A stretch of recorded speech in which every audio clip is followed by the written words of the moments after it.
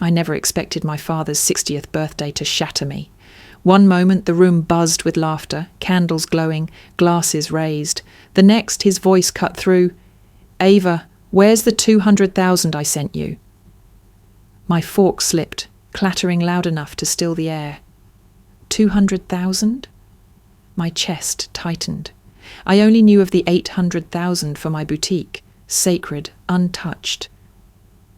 Across the table, Camille froze, her smile draining, and Mom gripped her wine glass until her knuckles turned white. In that instant, I realized something worse than betrayal was unfolding. My family had chosen to erase me. Chicago had always been a city that moved faster than my heartbeat. Deadlines, campaigns, late-night emails, it never stopped. Yet for me, there was always something bigger, simmering beneath the noise. My boutique, my dream. It wasn't just about fashion. It was about finally carving out something of my own, a space where every rack of clothing, every piece of fabric reflected my vision. When Dad, Harold Reynolds, handed me $800,000 with nothing but trust in his eyes, I felt chosen, seen, loved in a way that almost made up for years of being the quieter daughter, the one who slipped into the background while Camille sparkled in the spotlight. I pored over spreadsheets, leases, and sketches, mapping every cent of that money. It was the anchor to a future I thought was secure. Until one phone call splintered it all. It was Camille. Her voice, usually syrupy and sweet, carried an edge that prickled my skin. "Ava, listen. Dad's birthday party is cancelled. He's not feeling well. Honestly, you shouldn't come home. It's just a cold. But, let him rest." Cancelled? My chest tightened as if someone had yanked the rug out from under me. Dad had been talking about his 60th birthday for months, planning menus, inviting old friends, even joking about renting a band. It wasn't the kind of event he'd cancel with a casual shrug. And if he was truly sick, wouldn't he have called me himself? I pressed the phone harder against my ear. "Are you sure, Camille? Did he say that to you?" A pause. Too long. Then her laugh, brittle. "Of course. Don't stress. Just stay in Chicago. Focus on your boutique. You're always so busy anyway." The line went dead, but her words lingered like smoke. Busy anyway. It wasn't just what she said. It was how she said it, like I was an afterthought, an optional presence in our own family, a ghost. The silence in my apartment felt heavier than ever. I sat there, phone still in my hand, my pulse hammering. Something was wrong. Camille's tone wasn't concern, it was choreography. A script meant to push me away. I turned to the one place that always told the truth, my bank account. Logging in, I scrolled past the familiar transactions, groceries, rent, design software fees. Then I saw it. A transfer buried in the timeline, coded with a reference number that looked like static. No name, no detail, just numbers. But the date punched me in the gut. The exact week Camille had posted photos from Paris on her Instagram. First-class seat, champagne flute, designer scarf framing her face. My throat went dry. That money wasn't hers. Was it mine? Or worse, was it meant for me and never reached me? I grabbed my phone again, this time dialing the one person in the family who never sugarcoated anything, Aunt Ruth. She'd been my quiet ally for years, sharp-eyed and blunt. If something smelled off, she would know. She picked up on the second ring. "Ava? Strange time to call. Everything okay?" I hesitated, the words knotting in my throat. "Camille just told me Dad's party is cancelled. She said he's sick." A short silence. Then Ruth's voice, skeptical, almost amused. "Sick? I was at the house yesterday. Your father was fine. He was arguing with the caterer about whether to serve lamb or beef. Believe me, he's not cancelling that party. He's been buzzing about it like a teenager." The floor seemed to drop beneath me. I gripped the edge of my desk, my knuckles whitening. "So, the party's still on?" "As far as I know," Ruth said slowly. Why would Camille tell you otherwise? That was the question I couldn't answer. My chest tightened, the familiar ache of being the expendable one, the daughter easy to sideline. I'd felt it since childhood.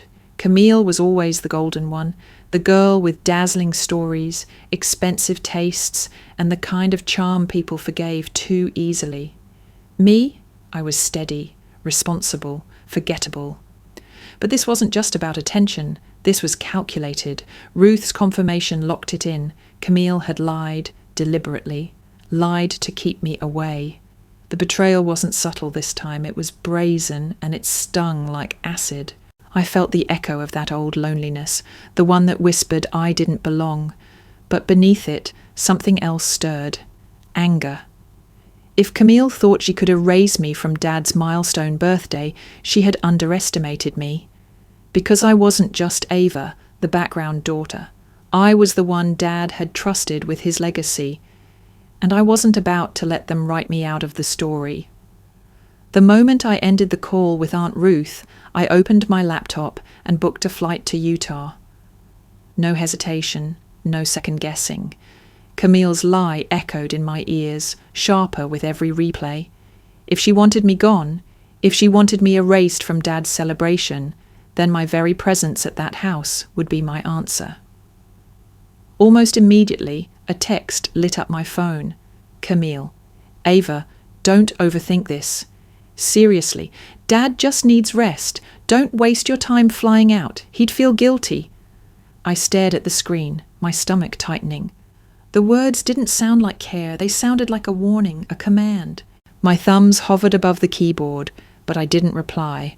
Silence was its own rebellion. The next morning, as the plane lifted off from Chicago, I pressed my forehead to the window and let the clouds swallow me whole. The city shrank beneath me, but the ache inside only grew larger. I thought about childhood, how often I'd been left behind, brushed aside. Camille was the shining one, the favourite. I could still remember the sting of Mum's voice. Ava, let your sister have it. Don't make a fuss. Every memory bled together. Camille stealing my sweater and wearing it like it was hers, Mum laughing when I complained. Camille skipping chores, Mum excusing it with, "She's tired, Ava, be a good sister."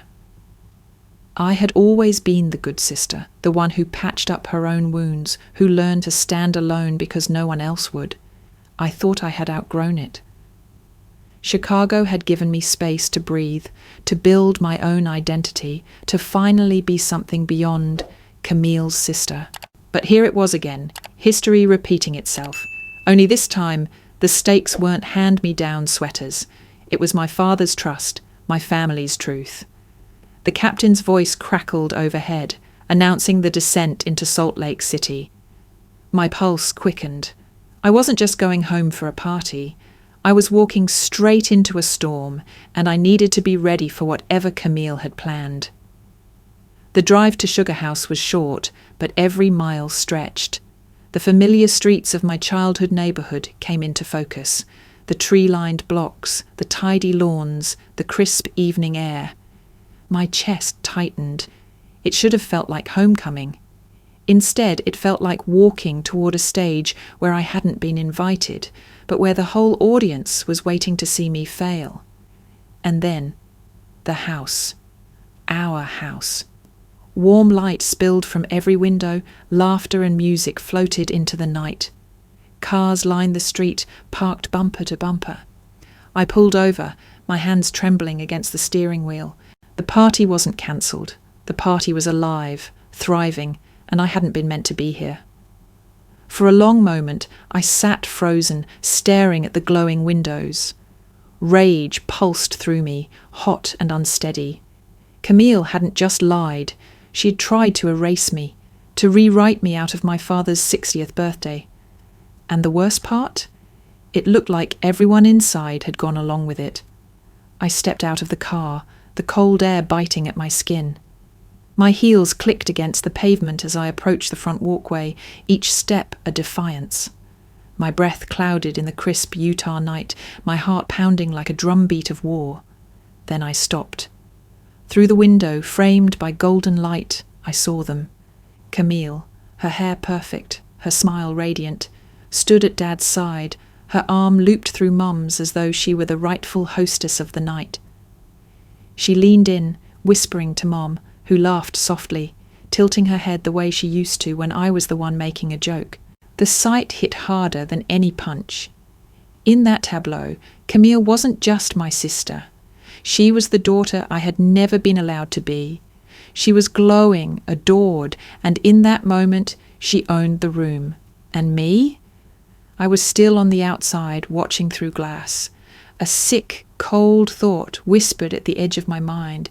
Maybe this was always the plan. Maybe I was never meant to be inside that house tonight, or any night. But as I stood there, my hands tightening into fists, a new resolve surged. They could try to erase me. They could write me out of the script, but they hadn't reckoned with the truth. I was still here, and I wasn't leaving. The door creaked open as I stepped inside, and the warmth of the house wrapped around me, but it wasn't welcoming. The living room hummed with laughter, clinking glasses, and the low thrum of music. Yet the second I crossed the threshold, the air seemed to shift. Conversations stuttered. Faces turned, blinked, then slid right past me, as if I were just another shadow drifting in from the cold. I forced myself to keep moving, my heels clicking against the polished hardwood floor. A table near the entry overflowed with presents wrapped in glossy paper, the kind of display meant for photographs. My name wasn't on any of the cards I glimpsed, not one. And then, Ava. Dad's voice, warm and solid, cut through the murmur. He pushed past a group of neighbours and came toward me, arms wide. Relief washed over me as he pulled me into a hug so tight I could feel the beat of his heart against mine. For a moment, the rest of the room blurred. He smelled of cedar and aftershave, exactly the way he always had when I was little. In his embrace, I wasn't invisible. I was his daughter. But when we broke apart, reality returned with brutal clarity. Mum stood a few feet away, her glass of wine poised delicately in her hand. She offered me the faintest nod before letting her gaze drift elsewhere, as though I were no more interesting than the wallpaper. Camille, standing at her side in heels that clicked like applause, curved her lips into a half-smile. It wasn't warmth, it was victory. I tried to steady my breath. The chatter around us picked back up, but I could feel the undercurrent. People glanced at me and then at Camille, whispers flowing like static in the background. I edged toward the dining room, needing a moment to breathe, when two women I vaguely recognized leaned close to each other, their voices low, but not low enough. Camille said Ava's always too busy with her work in Chicago, one murmured. Yeah, the other replied with a chuckle. She told me Ava wasn't coming, didn't want to make time for her own father's birthday. The words sliced straight through me. My stomach clenched, and I gripped the edge of the table to steady myself. My sister hadn't just lied to me, she'd lied about me. She had painted me as the daughter too, consumed with her own ambitions to care about her family. I blinked hard, fighting the burn behind my eyes. The decorations blurred, golden balloons, strings of fairy lights, the shimmering cake waiting in the centre of the dining room. To everyone else, this was a celebration. To me, it was a stage set for my erasure. I thought back to Camille's call, her clipped tone, her insistence that I stay away. It hadn't just been to keep me from coming. It had been to frame me, to script a narrative where I was careless, neglectful, the daughter who abandoned her father on his milestone birthday. Dad caught my eye across the room, his smile still warm, but even he didn't know. He didn't see the whispers circling like smoke, didn't hear the poison Camille had already planted in the minds of our family and friends. My chest tightened until I could barely draw breath. The party buzzed around me, bright and effortless, and yet I stood rooted to the floor, an outsider in my own home. Every laugh felt like it was at my expense.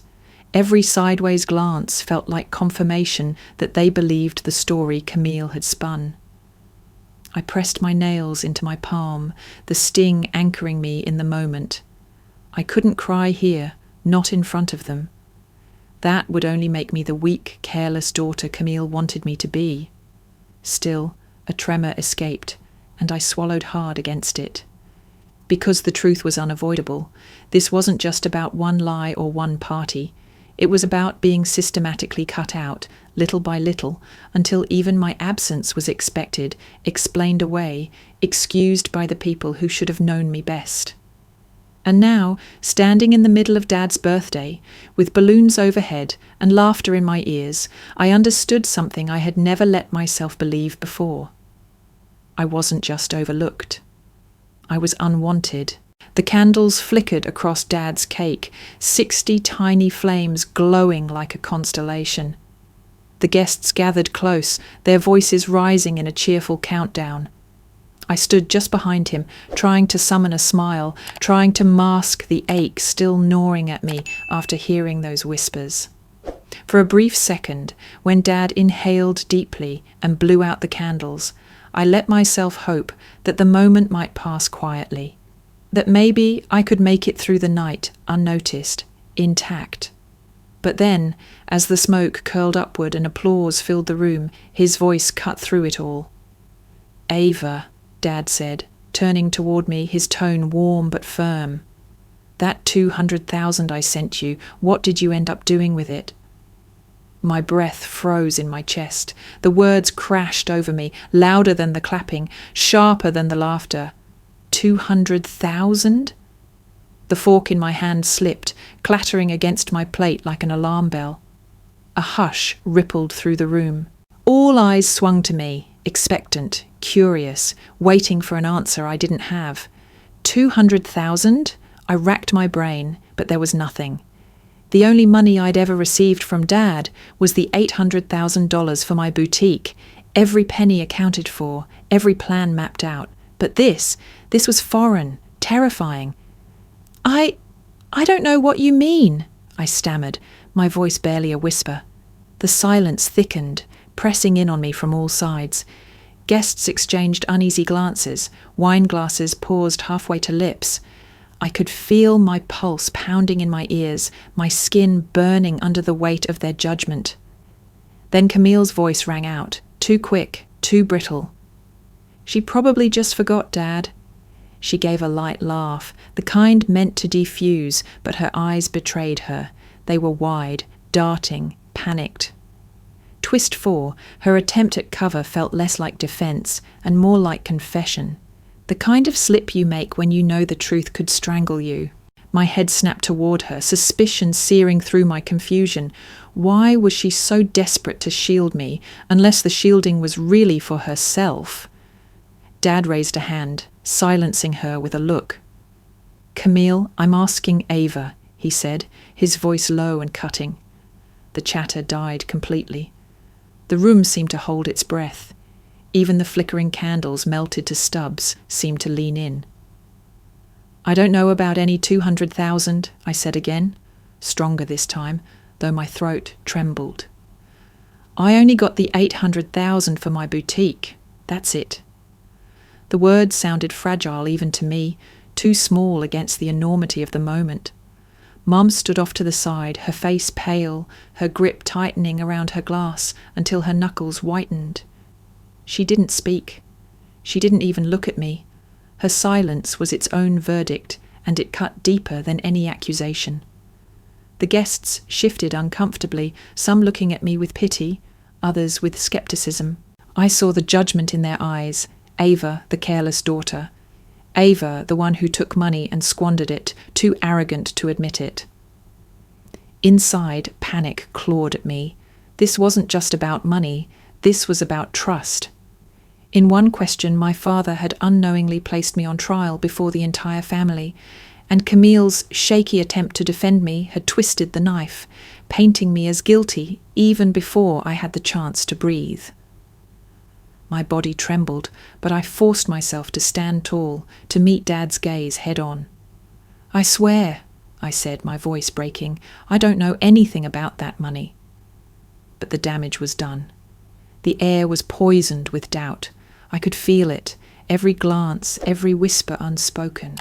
I wasn't just being ignored anymore. I was being recast as the villain in a story I hadn't even written. And in that moment, standing in the middle of the golden glow of candles and balloons, surrounded by family and strangers alike, I realized the cruelest truth. I hadn't just been abandoned, I was being betrayed. Dad's jaw tightened as he looked around the table, his eyes settling back on me. "Ava," he said, voice low but carrying the weight of authority that used to make me sit up straight as a child. "I sent you 200,000 separately. It was for you, just like I sent the same amount to Camille. That was apart from the 800,000 for your boutique. You mean to tell me you never saw it?" My stomach dropped. 200,000, sent just to me. It was like hearing about a gift I'd been given and stolen before I ever touched it. I shook my head slowly, my hands trembling on the edge of the table. "No, Dad, I never got it. I only knew about the 800. That's all." Gasps circled the room, a ripple of disbelief, judgment, and curiosity. I could feel the stares digging into me as if I were a spectacle.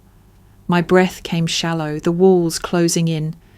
Camille's hand twitched near her wineglass, her knuckles whitening. I remembered her panic earlier, her rushed attempt to shield me. My chest tightened. Something was off. I grabbed my phone from my purse, my fingers fumbling over the screen. "If you don't believe me," I said, my voice unsteady but determined, "we'll check together. Right now." The banking app opened, the familiar blue and white display lighting up my face. I scrolled down my history, past the routine deposits and expenses, until my eyes landed on it. The same vague transfer I'd noticed days ago. Reference numbers, meaningless strings of digits, but the date was undeniable. My hand trembled as I read it aloud. There was a transfer on the 17th, no name attached, just a code, that's it. I never saw the money in my account, but... My words faltered as I glanced at Camille, who shifted uncomfortably in her seat. That's the exact week Camille posted her Paris photos, the one with the champagne glass in first class. A murmur rippled through the crowd. Heads turned, eyes darted, whispers hissed. Camille's cheeks flushed, her lips pressed into a thin, furious line. Twist 5 landed like a hammer. Aunt Ruth, who had been standing quietly in the back, stepped forward, a folder in her hands. "I wasn't sure if tonight was the right time," she said, her voice sharp and steady, "but I've been keeping track. Something didn't smell right weeks ago." She placed the folder on the table and flipped it open. Receipts, glossy shopping bags, credit card statements, flight itineraries, all with Camille's name. Luxury boutiques in Paris, a hotel suite overlooking the Seine, jewellery from Cartier, and a Rolex that gleamed under the fluorescent lights of the receipt's photo. Every detail matched the date of the mysterious withdrawal. The room erupted in whispers. I stared at the papers, each line blurring, each receipt a dagger. The proof was right there, undeniable. My voice cracked. "Dad, this was my money." Dad's face hardened, his jaw working as though he were grinding down fury into something he could manage in front of an audience. He didn't answer, not yet. I turned toward Mom. She stood rigid, her eyes downcast, her lips pressed so tightly together they were almost bloodless. She didn't look at me. Not once. "Mom," I whispered, desperate, pleading, "say something." But she stayed silent, her stillness louder than any words she could have offered. Her silence felt like abandonment, like complicity. I felt the weight of the room crush me, not just the betrayal itself, but the confirmation that I was utterly alone in it. Camille had stolen, Ruth had exposed, Dad was furious, but my mother, the one person I thought might step in, was nowhere. The lights of the chandelier seemed too bright, stabbing at my eyes, forcing tears I refused to let fall. My breath came ragged, shallow, but I stood straighter, clutching my phone like a shield. For once, I wanted them all to see me, not as the quiet, overlooked daughter, but as the one who wouldn't crumble under the lies. But deep down, under the fire that flared in my chest, there was something colder, sharper. The realization that my family had let this happen, and I was standing alone against it. The air in the dining room felt suffocating, thick with whispers and judgment. Camille shifted in her chair, her face pale, but her jaw set in that familiar stubborn angle. Then, with a sharp inhale, she spoke. "It was probably a mistake," she said quickly, her voice high and brittle. "You know how banks are. Maybe the money got mixed up in the joint account Dad set up for us. It happens. Right, Dad?" She gave a weak laugh, but her eyes darted nervously, scanning the room for support she didn't find. I stared at her, my pulse pounding. A mistake? A mix-up? The receipts Aunt Ruth had laid out weren't accidents, they were evidence, and Camille knew it. My voice cut through the tension, louder than I intended. "Then prove it. Show us you had access to that account, right now." The room fell silent again, the clinking of glasses stilled. Camille froze, her smile faltering. My demand hung in the air, undeniable. Her eyes flicked toward Mom. A silent plea. Twist 6 landed before anyone could breathe.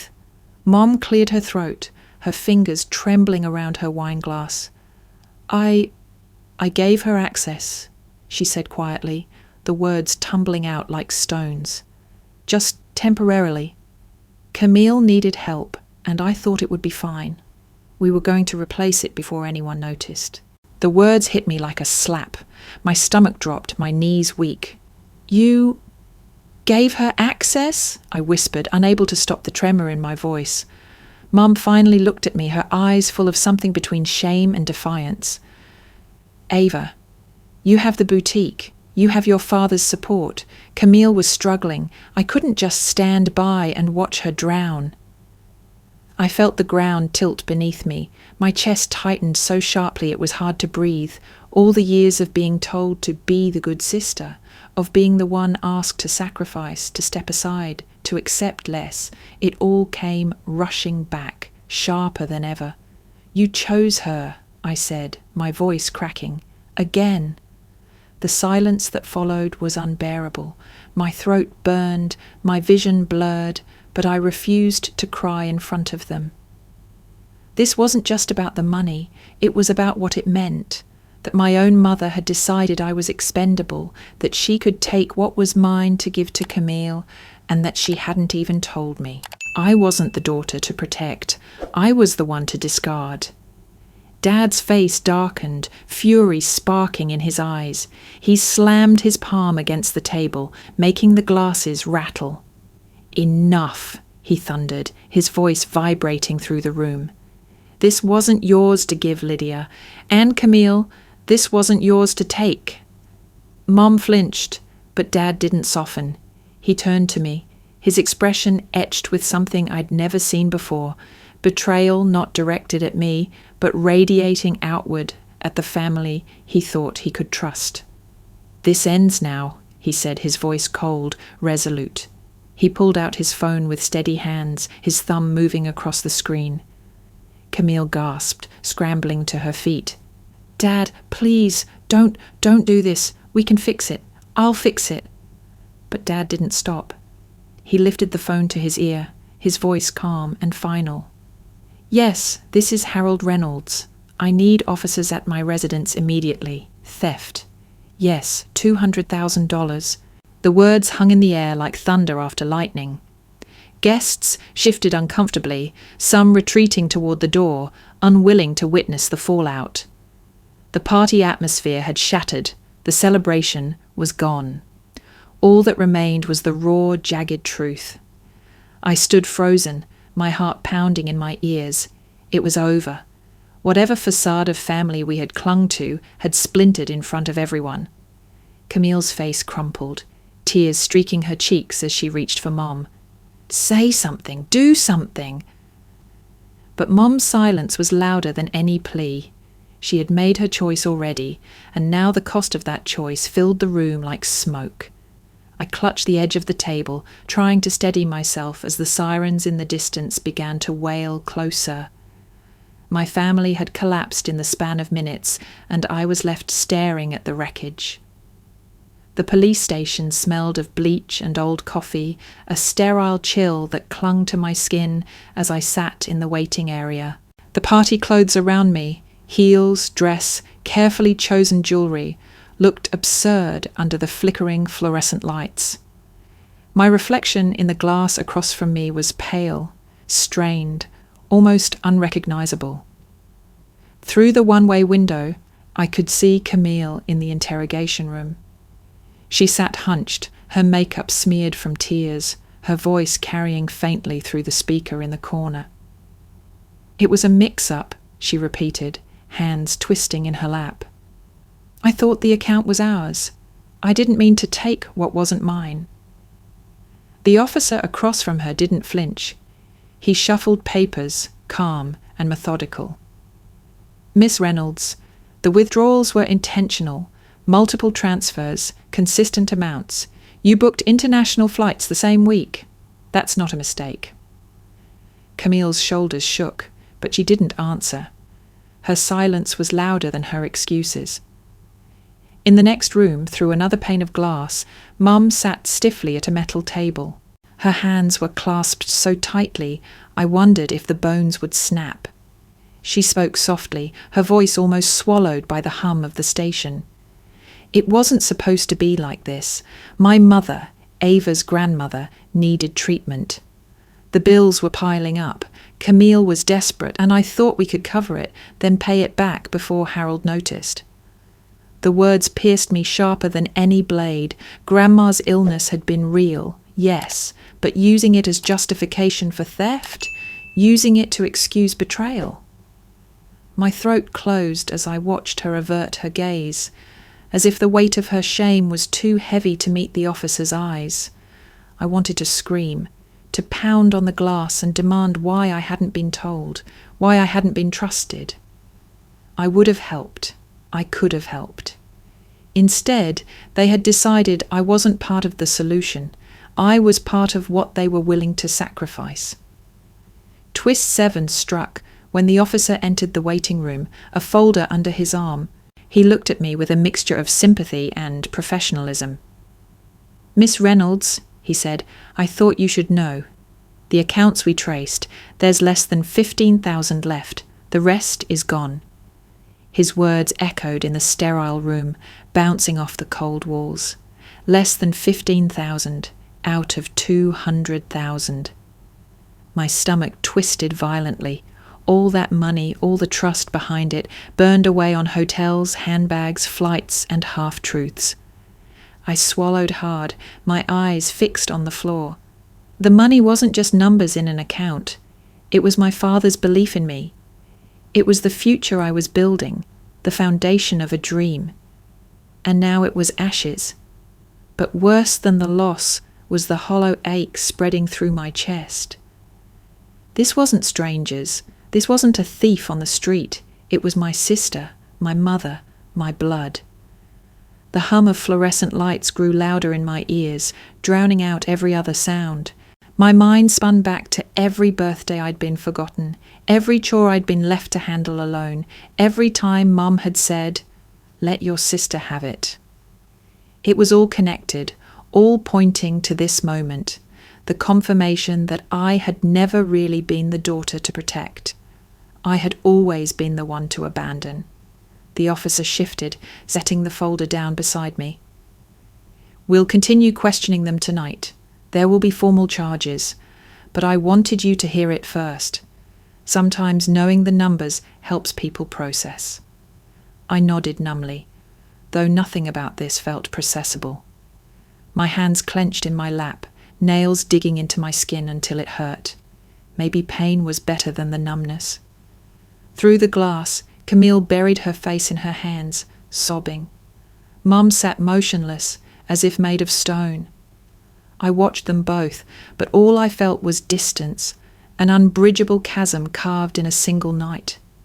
I hadn't just lost money, I had lost the illusion of family. The waiting room had thinned out, but I stayed rooted in the hard plastic chair, my body too heavy to move. The hum of fluorescent lights buzzed in my ears, mixing with the faint echo of Camille's sobs through the wall. I pressed my palms together, trying to stop the trembling in my fingers. That was when Aunt Ruth walked in. She carried herself with the calm certainty of someone who had seen storms before and didn't flinch at the thunder. She lowered herself into the chair beside me, her coat still smelling faintly of cold night air. "You're probably wondering how this all came to light," she said softly, her eyes narrowing behind her glasses. "It wasn't luck," I frowned, confused. "What do you mean?" She leaned closer, her voice dropping. "I asked the bank to put alerts on Harold's accounts a while ago. I didn't tell him. I knew he'd think I was meddling. But I saw Camille flashing new bags, jewellery, things that didn't add up. And Lydia was looking at me too quickly whenever I mentioned money.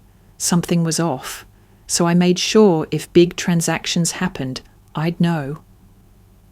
For a moment, I just stared at her, stunned. Aunt Ruth, the woman everyone teased for being nosy, for asking too many questions at family dinners, had been the one who planted the seeds of protection. A twist I hadn't expected. You saved Dad from losing more," I whispered, my throat tightening. She gave a small shrug, though her eyes glistened. "I saved you too, Ava. If I hadn't stepped in, they'd have taken everything, and you'd never have known until it was too late." The weight of her words pressed down hard. For so long I had thought of myself as isolated, abandoned, the expendable daughter. But here was proof that someone had been watching out for me, quietly, without asking for thanks. I swallowed the lump in my throat and stood. My legs felt unsteady, but there was steel in my spine I hadn't felt before. "I need to make a statement," I said. "I need them to know this isn't going away." The officer behind the desk looked up as I approached. He handed me a clipboard, papers clipped neatly, a pen attached by a thin chain. My reflection stared back from the glossy surface, pale but resolute. I began to write. Line after line, I recounted everything. Dad's question at the party, Camille's lies, the receipts Aunt Ruth had uncovered, Mum's confession. My hand cramped, but I didn't stop. Each word carved the truth into permanence. When I finished, I handed the statement back.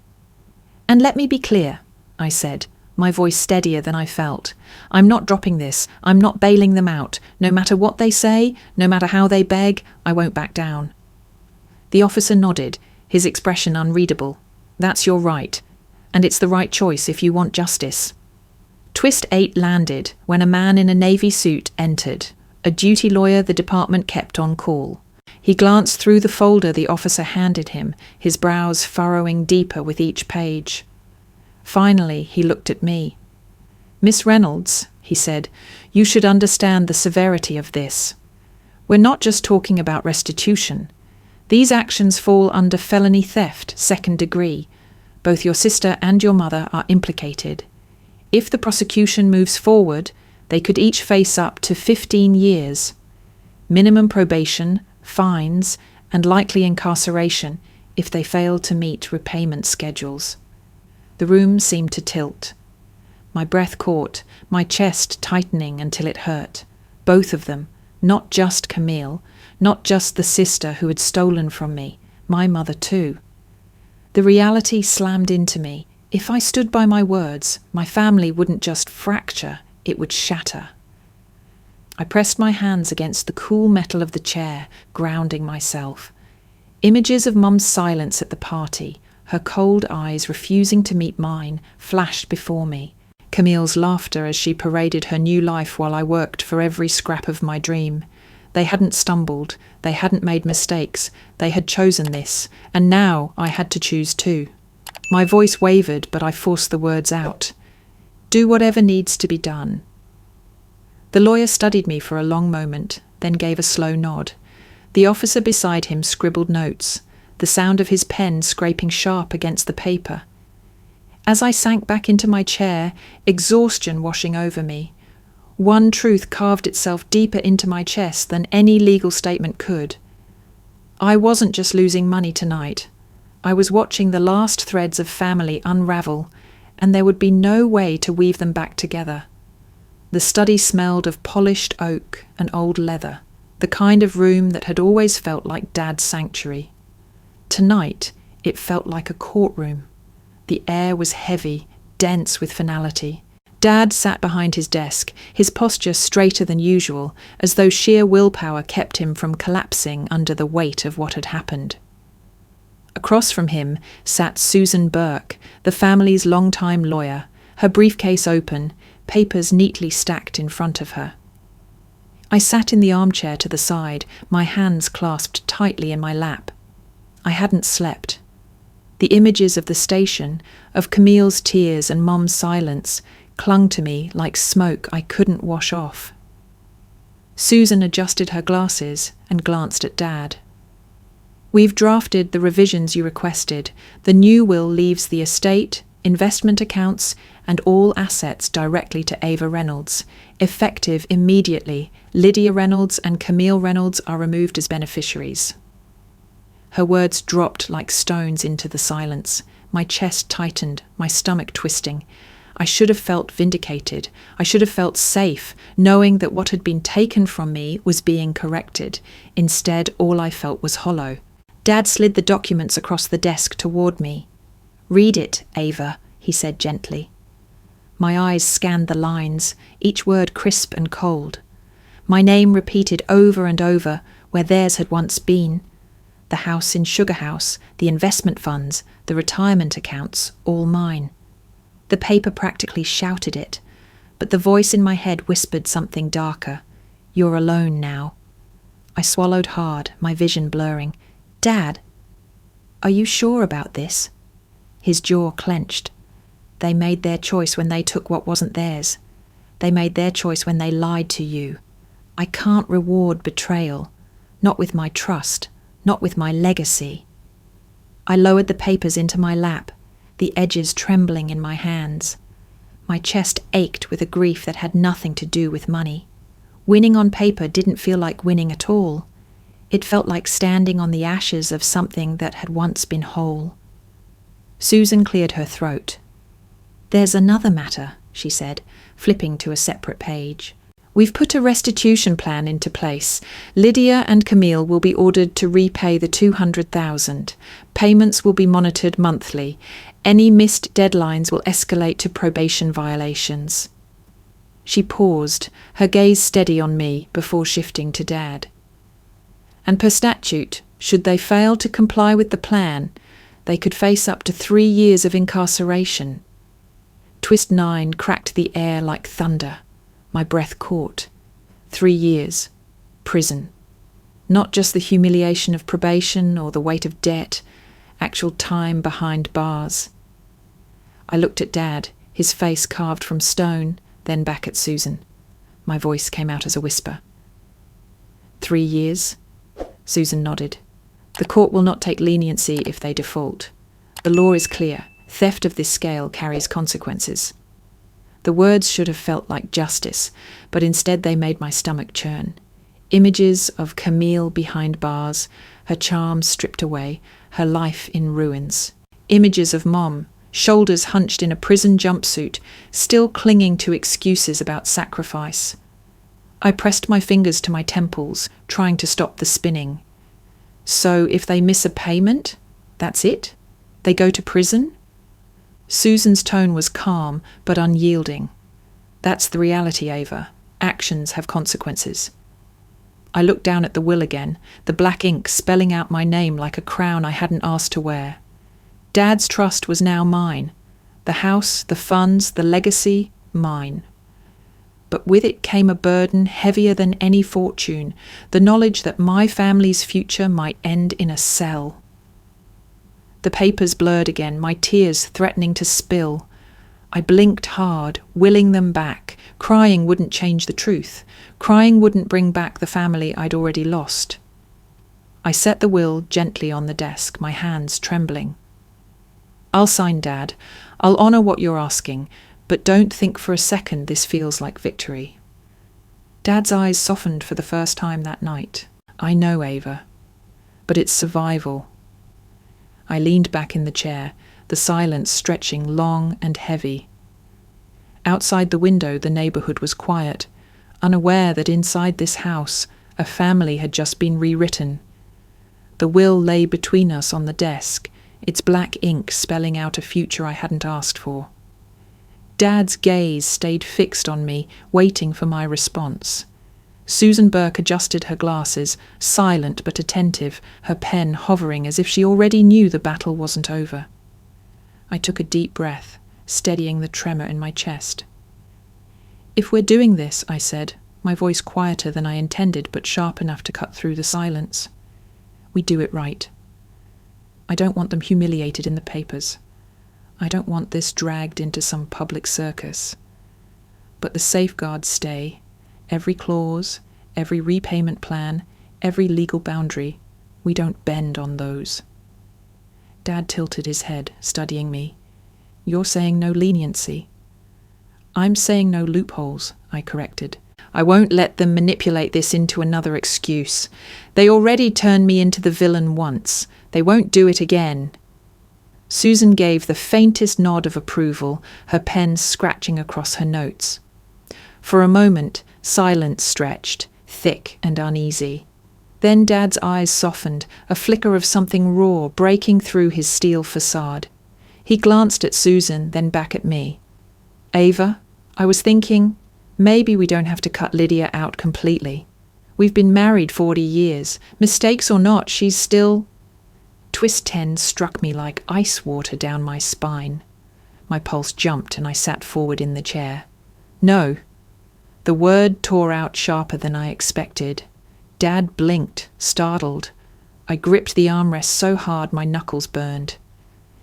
"If you keep her in, if you excuse this because of 40 years, then where does that leave me?" "She didn't just make a mistake, Dad.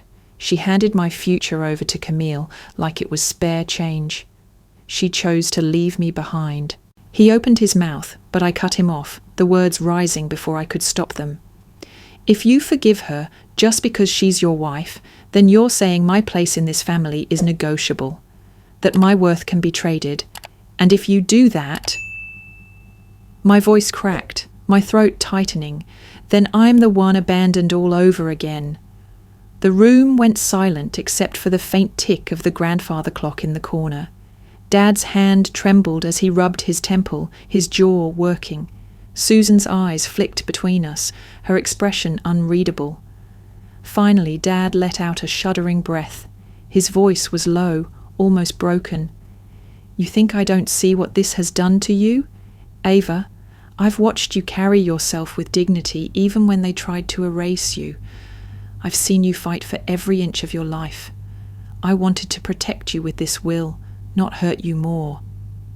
"Then protect me," I whispered.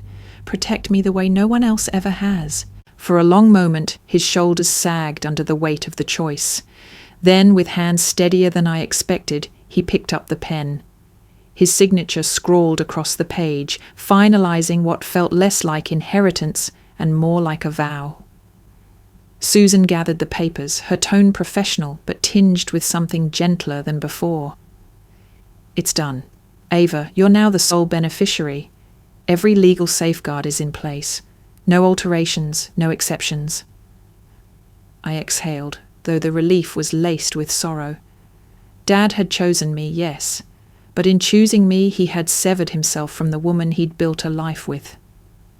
He leaned back in his chair, eyes glistening, though no tears fell. "You're right," he said hoarsely. "If I had let her stay, you would have been abandoned all over again. I won't let that happen." The ache in my chest eased just slightly. For once, my place wasn't negotiable. For once, I wasn't the expendable daughter. But the victory was jagged, leaving cuts that would take years to heal. As Susan packed up her briefcase and Dad sat staring at the signed will, I realised something with quiet certainty. I hadn't just inherited property tonight. I had inherited the burden of choice, the power to define the boundaries of a family that had already fractured. And for the first time, the power was mine. The sign above the storefront gleamed in brushed gold letters, Carter and Company. I stood on the sidewalk of Main Street in Salt Lake City, staring up at it as the morning sun reflected across the glass windows. The boutique had taken months of sleepless nights, endless spreadsheets, and every ounce of the $800,000 Dad had entrusted me with. But there it was, my dream, born from ash and betrayal. Inside, the space smelled of fresh paint and cedar racks. Dresses hung in neat rows, each one carefully curated from local designers and a handful of international collections. Accessories sparkled in the soft lighting. Every corner was intentional, every detail mine. For the first time in months, I felt a spark of ownership, of control. Opening day brought a nervous energy I couldn't shake. The bell above the door chimed steadily as people filtered in, curious and cautious.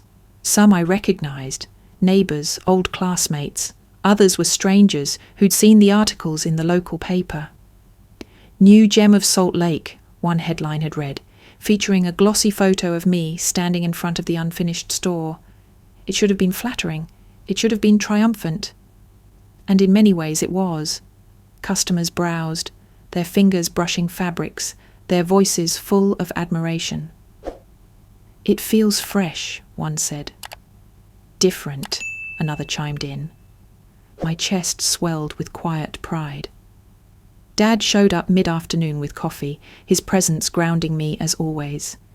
He walked the aisles slowly, nodding with approval, his hand steady on my shoulder.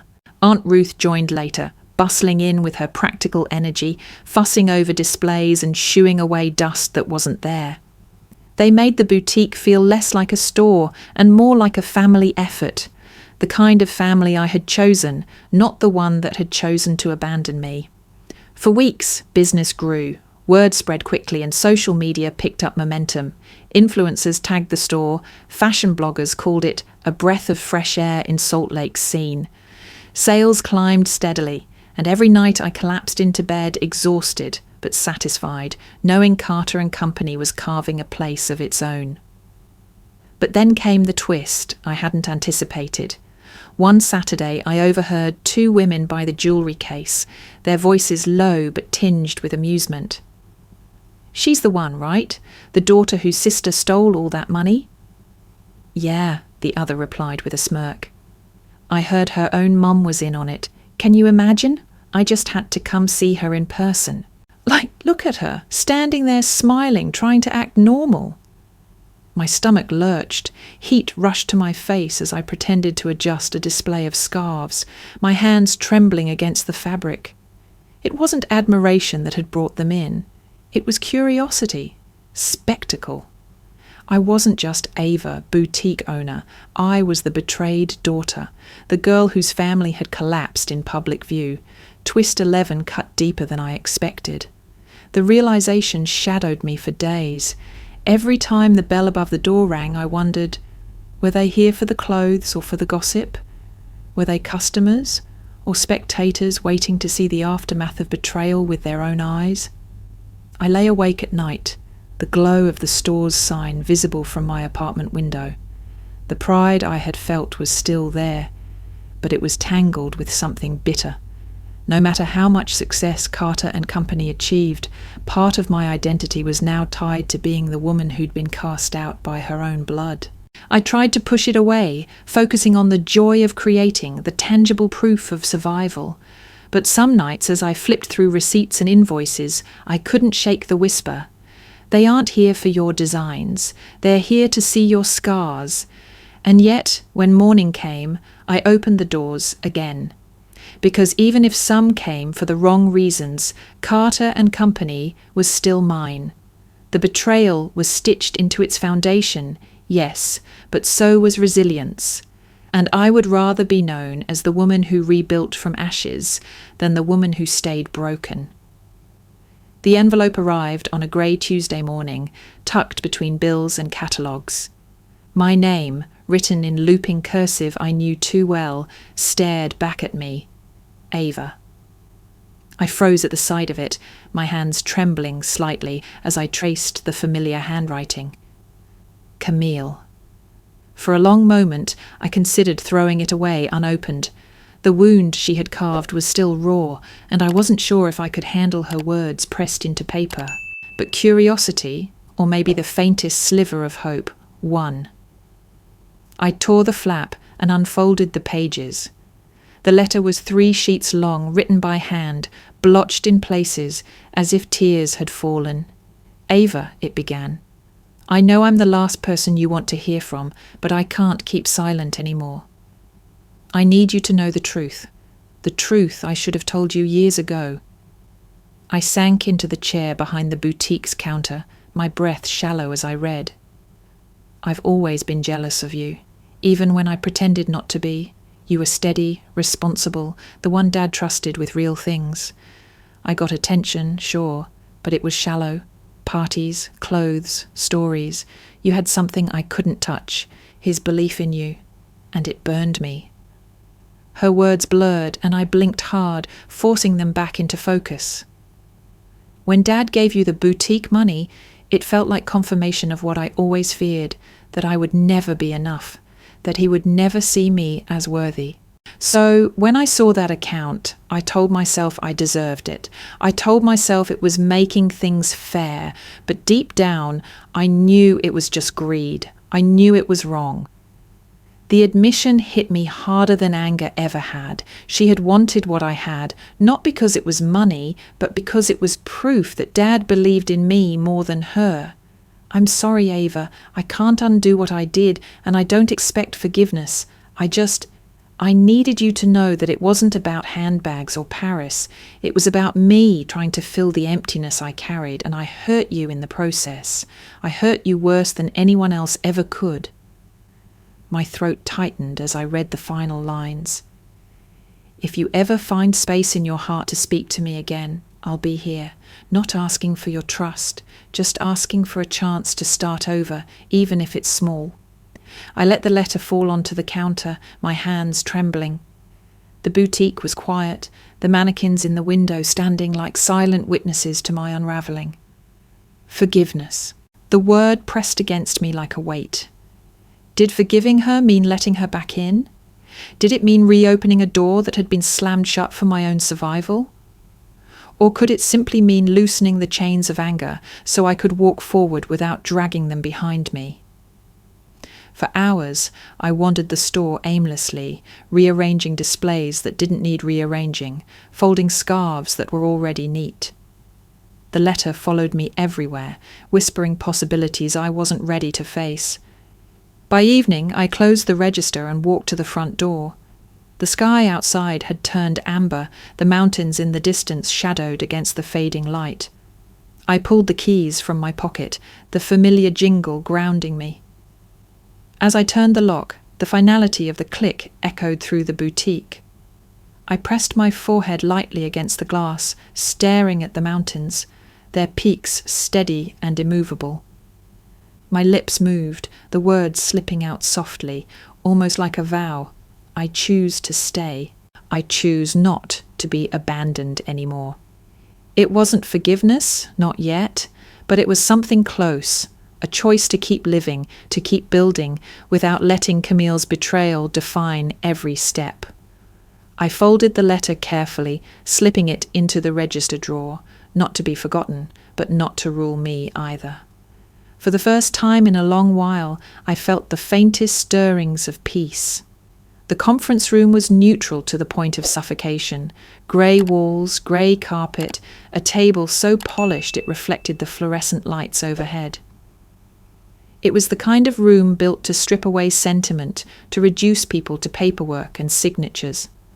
Susan Burke, our lawyer, sat at the head of the table, her files neatly arranged, her pen poised like a gavel. I sat across from Camille and Mom. Camille looked smaller than I remembered, her once polished image chipped away by exhaustion. Her hair was pulled back in a messy bun, her eyes rimmed with red. Beside her, Mom, Lydia, sat stiffly, her blouse wrinkled, her hands clenched together in her lap. She avoided my eyes the way she always did when guilt was heavier than words. Susan began the meeting with her calm, measured tone. We're here to formalise the restitution plan and confirm the terms agreed upon by the court. This is not about revisiting guilt. It is about ensuring repayment and compliance. Camille shifted, pulling a stack of documents from her bag. I sold the Mercedes, she said quietly, and the watches, the handbags too. It's not everything, but it's a start.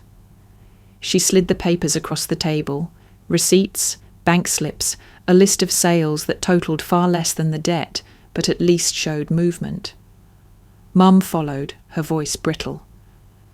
I've taken a clerical job at the library, part-time for now, but it will help cover my portion. Their efforts should have stirred some sympathy.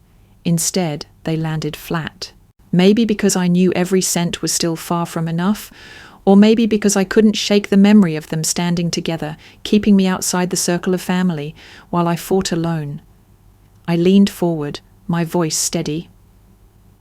The money matters, yes, but it isn't what hurt the most. What broke me was being treated like I didn't matter, like I could be erased, written out, while you carried on without me. That's what I can't forget, that you made me the expendable one. Silence pressed down on the table, heavy and unyielding. Camille's breath hitched, tears welled in her eyes, spilling over as her composure cracked. You think you're the only one who felt abandoned? She burst out, her voice sharp, breaking. All my life, I thought Mom only loved you. You were the responsible one, the steady one. Dad trusted you with his dreams. I was just the decoration, the shallow daughter, the one no one believed could hold anything real. Twist 12 twisted the air between us. I froze, stunned. Her words cut sideways, not because they excused what she had done, but because they revealed a wound I hadn't expected. She wasn't just greedy. She had been bleeding in her own way, convinced she was unloved, unseen. Mum's lips parted, her face blanching. Camille. But Camille shook her head violently, sobbing now. You always scolded Ava, always demanded she be better, stronger. And I thought that meant you believed she was worth more, that I was the fragile one you couldn't trust. The room tilted, my certainty rattled. The narrative I had carried, the one where Camille was the golden child and I was the forgotten shadow, suddenly cracked. Maybe we had both been standing in opposite corners of the same prison, each convinced the other was free. I pressed my palms flat against the table, trying to anchor myself. The ache in my chest deepened. It didn't absolve her. It didn't undo the theft, the lies, the betrayal, but it reframed it. Susan cleared her throat softly, pulling us back to the purpose of the meeting. Regardless of feelings, the terms remain. Repayment must continue. Failure to comply will trigger probation violations. Her voice was steady, but mine wavered when I finally spoke again. I don't know if I can ever forgive you, I said, my eyes fixed on Camille. But I can acknowledge this. We were both starving for something we never received, and we both bled because of it. Camille lowered her face into her hands, her shoulders shaking. For the first time, I felt less like an accuser and more like a mirror. The meeting ended with signatures and silence. Papers were shuffled, pens capped, and Susan gathered her files with the efficiency of someone who had overseen 100 fractured families before ours. Yet for me, the fracture was still fresh, jagged, bleeding in ways no legal order could stitch. Camille and Mom left first, their figures small as they walked down the hallway. I didn't follow. I didn't call after them. Forgiveness, I realized, wasn't about chasing. It wasn't about inviting them back into the circle they'd torn me from. Forgiveness, if it ever came, would be about loosening the grip their betrayal still had on me. And that didn't require their presence. I sat alone for a while, the conference room eerily quiet, and let the truth settle. I could draw boundaries without becoming bitter. I could love myself enough to say, this is the line you cannot cross again. That night, as I walked back into Carter and Company, the store glowed warmly against the dark street. The mannequins stood dressed in vibrant fabrics, but I saw more than clothes. I saw survival. I saw proof that I could build something that wasn't dependent on anyone else's permission to exist. Yet still, I wanted something more, something that transformed all this pain into purpose. That's when the idea came, sharp and clear. My grandmother, Mom's mother, had always believed in practical dreams.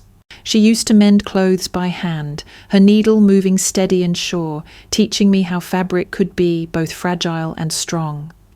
She had been the quiet backbone of the family, her sacrifices hidden, her needs often ignored. And she had been the reason Mom claimed she needed money to cover medical bills. If betrayal had grown from that soil, maybe healing could too. Within weeks, I began drafting the framework.